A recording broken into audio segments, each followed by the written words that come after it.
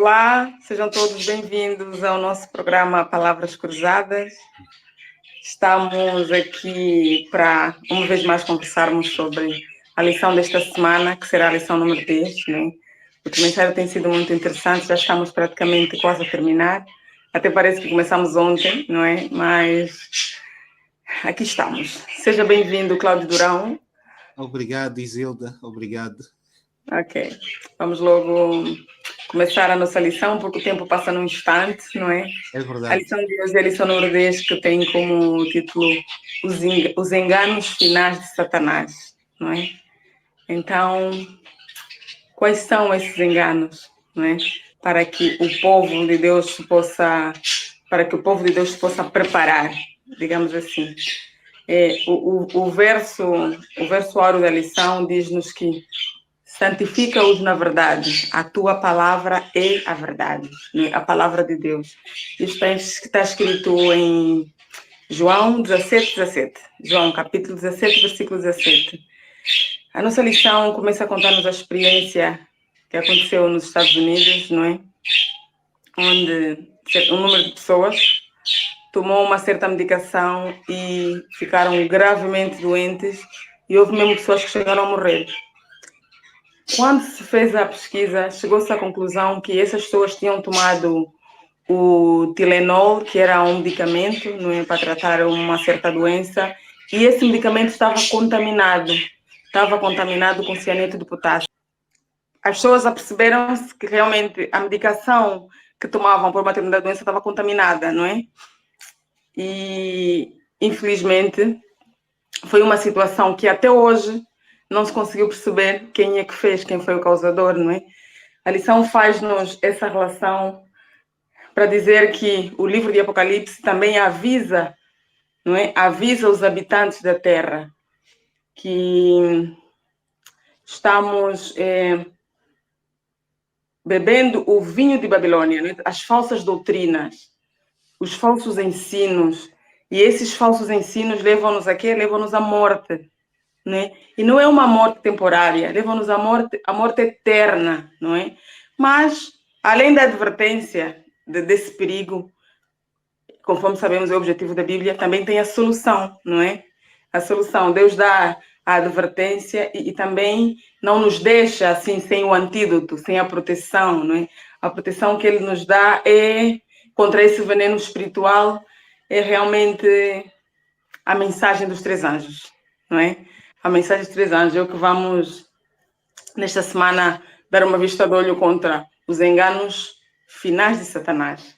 Que assentam... Sim. E aqui também para acrescentar, Isilda, e obrigado pela introdução que fizeste, podíamos também definir Babilônia, não é? A grande Babilônia como sendo, em sentido muito especial, aquelas religiões apóstatas que se unirão no tempo do fim. E esse nome Babilônia, como nós sabemos, se refere às organizações e os seus dirigentes, não os membros, não é? Não tanto os membros, mas sim a organização e os seus dirigentes. Exatamente. E nós sabemos que aos membros, muitas vezes, a Bíblia, e sobretudo em Apocalipse, chama essas pessoas de muitas águas, ou seja, muitos povos, porque o número maior dos cristãos estão fora da igreja ou do aprisco do Senhor e um dia ouvirão a sua voz para se juntar ao rebanho do Senhor. Nós poderíamos também dizer que hoje nós estaremos aqui a falar sobre um engano universal. Falaremos também sobre a imortalidade da alma. Falaremos também sobre o falso dia de repouso, o verdadeiro dia de repouso e, por fim, um chamado à obediência.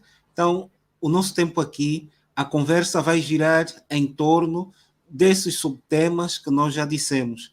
E o tema principal que estamos a estudar, os enganos finais de Satanás, aquilo que o inimigo vai procurar fazer no tempo do fim. Exato. continuando a nossa lição também, diz-nos que o caminho que parece direito aos olhos do homem, não é? Nós somos seres humanos e somos completamente falhos. É importante que cada um perceba que não somos detentores da razão, não somos detentores da verdade ou de toda a verdade, não é? Para conseguirmos tomar decisões acertadas, decisões sábias, temos que pedir mesmo a orientação do Espírito Santo. E com esta orientação conseguiremos tomar o caminho certo. Aqui fala-nos porque se levantarão falsos profetas, não é?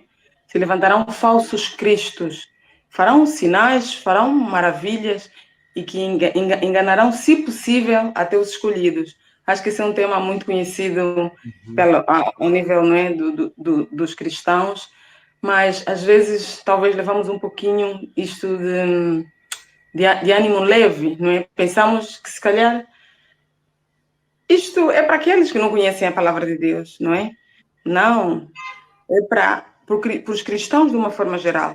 E mesmo no mundo cristão, temos aqueles, por exemplo, um dos objetivos que vamos falar hoje em relação à guarda do sábado, que é o dia, o verdadeiro sábado, né? Que é o dia que Deus instituiu. Mas Deus diz que existe o povo que faz a vontade de Deus que não está ainda neste aprisco, não é? Uhum. Agora, nós que guardamos o sábado segundo a vontade de Deus, também devemos melhorar em outros pontos. Isso vamos falar ao longo das lições, que se calhar é deixar um pouquinho mais o eu, não é? Às vezes queremos fazer as coisas segundo a nossa vontade, conforme diz a lição, o caminho que parece direito aos olhos do homem. Às vezes estamos a tomar decisões que achamos que é o caminho certo. Em Provérbios 14, 12 diz: há caminho que parece certo ao homem, mas no final conduzem a quê? Conduzem à morte. Conduzem à morte. E estamos numa época, estamos numa era em que não, faça o que quiseres, siga o que diz a tua consciência, não é?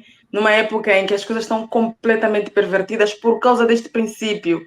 Então, o nosso coração é enganoso. Não nos esqueçamos que o nosso coração, os nossos sentimentos, aquilo que o próprio Jesus no Getsemane, ele diz: Senhor, que se faça a tua vontade e não a minha, não é? Que seja o nosso querer, que seja a nossa oração diária, para que as decisões que cada um de nós tenha que tomar sejam decisões guiadas pelo Espírito. E muitas vezes não tenhamos dúvida. A decisão que o Senhor nos vai orientar não é a decisão que nós queremos. Porque a nossa natureza é carnal, não é? A nossa natureza quer as coisas do pecado. Mas quanto mais nos unimos a Deus, quanto mais buscamos a Deus, quanto mais buscarmos o Espírito Santo, conseguiremos tomar decisões segundo a vontade de Deus. E com o passar do tempo também nos vamos deleitar com as decisões que estaremos em conexão. Já vamos saber, não, que o Senhor quer que eu faça isso, que o Senhor quer que eu vá por aquele caminho, não é?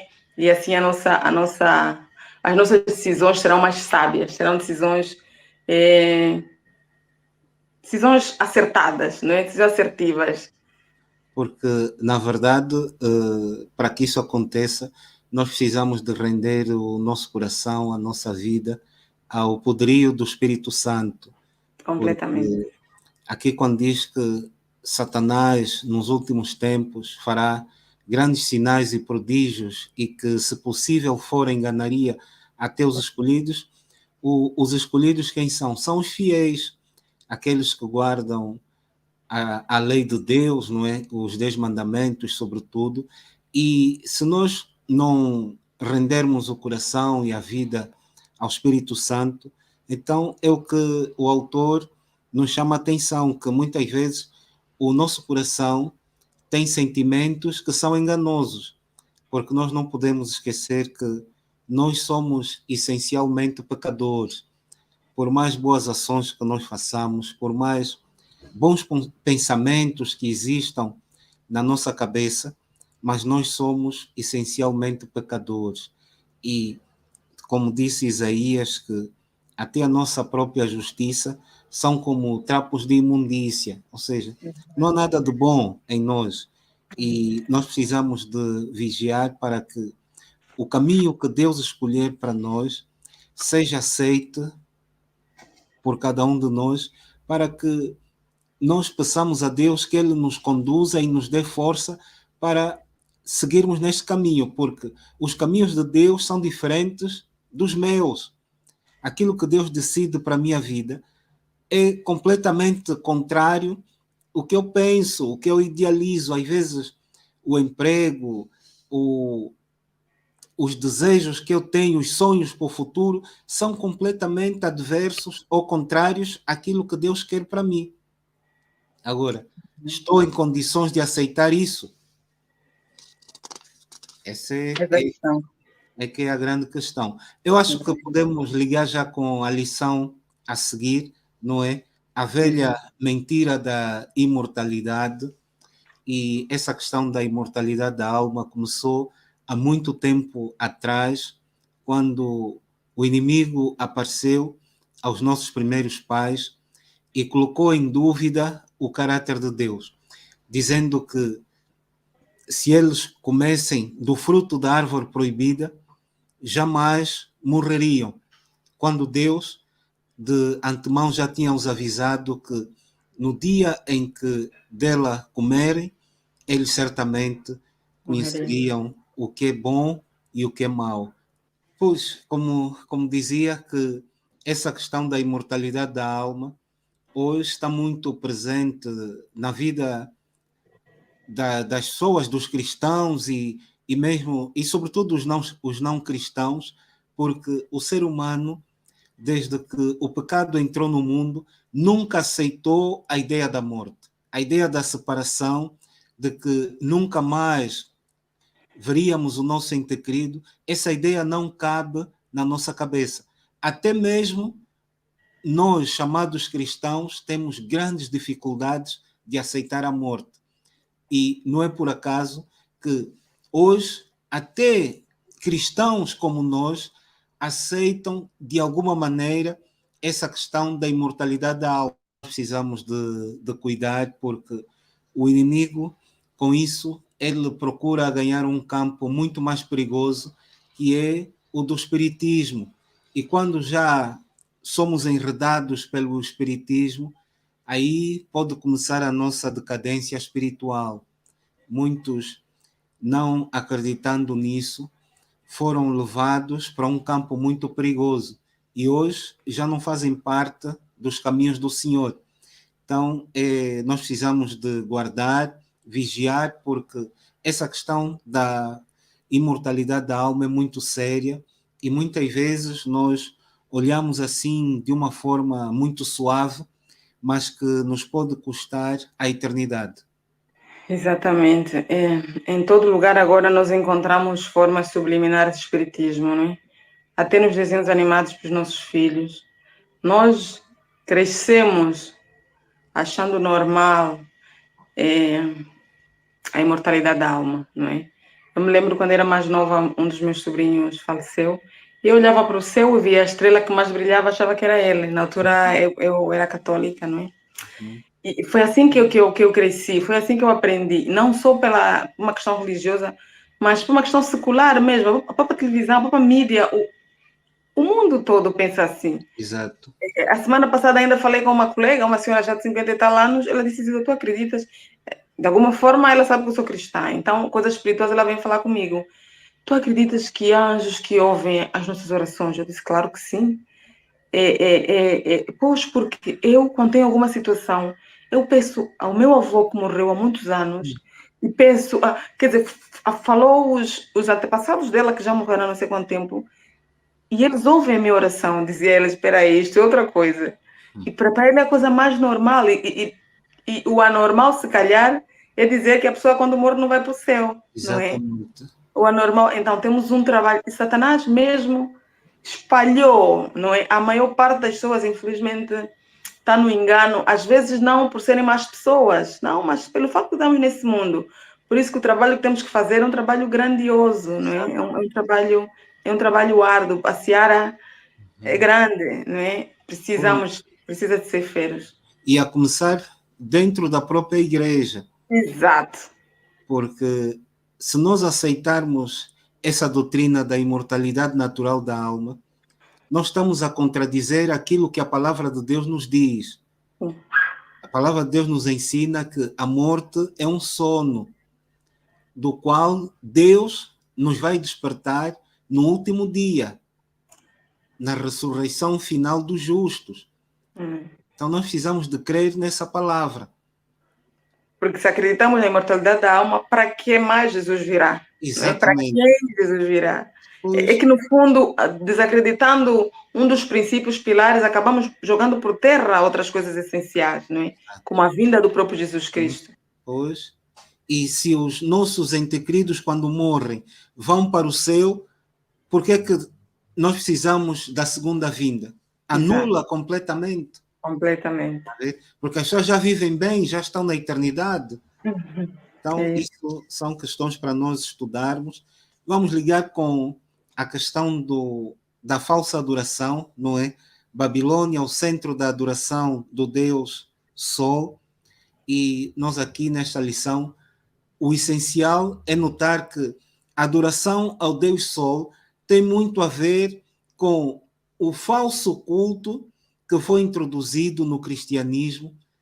Ao invés de adorarmos o dia verdadeiro, mudou-se o dia, em vez de sábado, colocou-se o domingo.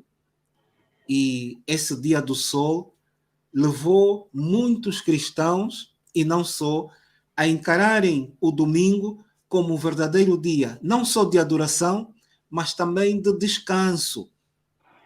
E isso é que preocupa o nosso Deus, porque tivemos várias situações ao longo das eras cristãs, onde até figuras importantes do Império Romano, entre elas Constantino, não é, tiveram uma conversão casual para poder então introduzir heresias no seio do cristianismo. E essas heresias até hoje têm trazido muita confusão no seio, não só do cristianismo, mas aqueles que são também protestantes e não só. E hoje a maior parte do mundo religioso adora no domingo.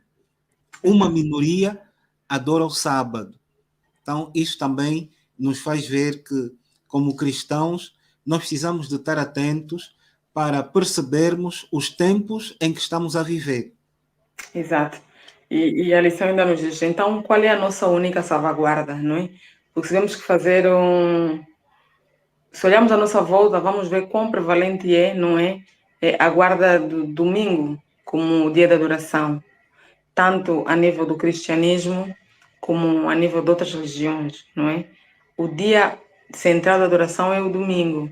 Então, onde é que está escrito, onde é que está escrito isso? Em que as pessoas se baseiam que é para... É como se as pessoas estivessem cegas, não é? Porque não está escrito em nenhum lugar. Exato. A Bíblia é a mesma para todos. Então, por que a maior parte das pessoas fazem contrário aos ensinamentos bíblicos? É o poder de Babilônia, de Satanás, não é? Agora, a pergunta é, qual é a nossa única salvaguarda? É a palavra de Deus, não é? É a palavra, temos que estudar a palavra e temos que ensinar a palavra às pessoas, porque as pessoas às vezes vão porque o pai vai, porque a mãe vai, porque o avô vai, porque não tem conhecimento da palavra, não é? Que Deus nos possa ajudar nesse sentido. É verdade. E falando da palavra, há um texto na Bíblia que a lição também nos trouxe, Ezequiel 20, o versículo 12 e versículo 20, eu gostaria de partilhar aqui rapidamente. Ezequiel 20, 12, diz assim: e também, depois de enumerar várias abominações que o povo de Israel foi tendo ao longo do caminho, sobretudo na trajetória do Egito para a terra prometida, depois deles terem falhado e Deus ter repreendido e castigado, Deus diz que e também lhes dei os meus sábados para que servissem de sinal entre mim, Deus, e eles, o povo de Israel, para que soubessem que eu sou o Senhor que os santifica.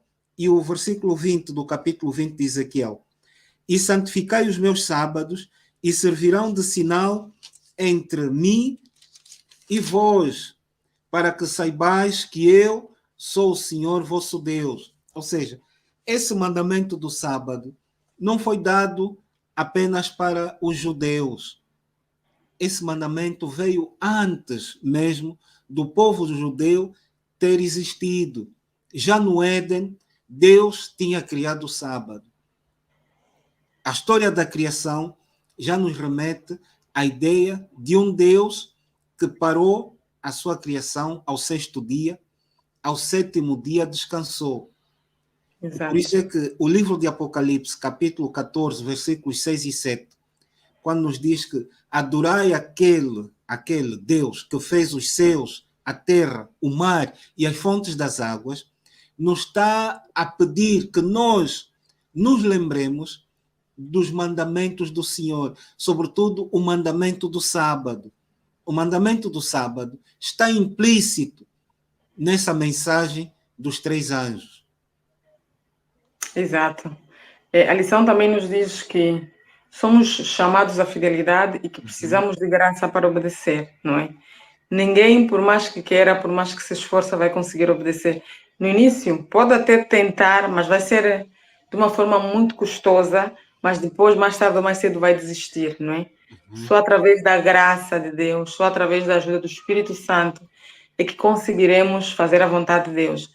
Aqui diz para os membros, não é, do povo de Deus que estão em organizações religiosas que têm adulterado os ensinos bíblicos, estamos a falar especificamente da guarda do verdadeiro dia da adoração, Deus diz a esses: sai dela, povo meu, para que não sejais participantes dos seus pecados e para que não incorrais nas suas pragas. Também tem uma advertência para aqueles que guardam o sábado, não é? Diz assim: o seu apelo aos adventistas nas congregações que guardam o sábado é que abandonem todas as tentativas humanas centradas no eu, de obedecer e que vivam uma vida piedosa pela fé na graça de Cristo, que nos liberta da condenação e do domínio do pecado. Realmente precisamos da graça de Deus, porque nós somos seres humanos débeis, somos seres humanos fracos, somos seres humanos vacilantes, somos seres humanos pecadores, que mais tarde ou mais cedo vamos ir um pouquinho mais para a esquerda, um pouquinho mais para a direita. Por isso devemos ter muito cuidado em jogarmos o nosso próximo, não é? Devemos aprender a acolher aquele que está embaixo, porque não sabemos quando é que nós amanhã estaremos embaixo também. Infelizmente, o que acontece no meio do povo de Deus é o contrário. Quando vimos alguém que infelizmente não está muito bem, nós às vezes apontamos mais o dedo, ou criticamos mais, ou condenamos mais. Então a nossa missão deve ser orar por essa pessoa e ajudar para que o Espírito Santo reerga, não é? E da nossa parte, continuar a pedir a ajuda de Deus para continuarmos, porque só pela graça conseguiremos obedecer, de outra forma é impossível. Nos estaremos a enganar a nós próprios, porque quando chegar aquele dia em que realmente teremos de dar o verdadeiro motivo da nossa adoração, se somos realmente seguidores de Deus ou não, os que não estiverem preparados vão encontrar justificação para: não, eu tenho que sustentar os meus filhos, não, eu tenho que trabalhar por isso e por aquilo. Então precisamos de graça para sermos verdadeiros adoradores. E Deus dá a todos livremente, é só nós pedirmos, não é? É verdade. Porque esse chamado à fidelidade é que vai determinar se estamos ou não salvos. E esse grito, esse apelo de que caiu Babilônia, é a Babilônia espiritual. Essa confusão de doutrinas que os homens têm introduzido nas igrejas, um dia vai acabar, porque a igreja e o Estado em breve vão se unir, tal como já estiveram unidos no passado, e a falsidade vai prevalecer. A verdade vai dar a impressão que vai cair outra vez por terra, mas Deus, no tempo certo, vai fazer levantar os seus filhos, e tal como a lição nos disse, que nós, como filhos de Deus, vamos ser maltratados, ridicularizados, vamos ser oprimidos e perseguidos. E nós precisamos de estar preparados para isso. Mas só aqueles que forem verdadeiramente fiéis. não na aparência, mas na sua essência mesmo. E oxalá que sejamos nós esses que serão maltratados, e alguns já estão a viver esse tempo, ou em casa, com a família, ou no local de trabalho, na vizinhança, e de alguma maneira nós já estamos a ser ridicularizados, oprimidos, rejeitados, e nós precisamos de nos alegrar quando isso chegar sobre nós, porque nós sabemos que o que nos espera é bem melhor do que o amargo que nós estamos a viver neste mundo. E a lição disse-nos aqui, e essa lição de quarta-feira para mim foi o centro da lição toda, porque o tema do verso áureo veio outra vez à baila, não é? Santifica-os na verdade, porque a tua palavra é a verdade. E o autor aqui diz que a verdade da palavra de Deus para nós deve ser o quê? A estrela polar para nos guiar nesta hora crítica da história da Terra. Ou seja, uma estrela, tal como guiou os magos do Oriente, deverá também guiar os filhos de Deus nessa hora undécima que nós estamos a viver. Há,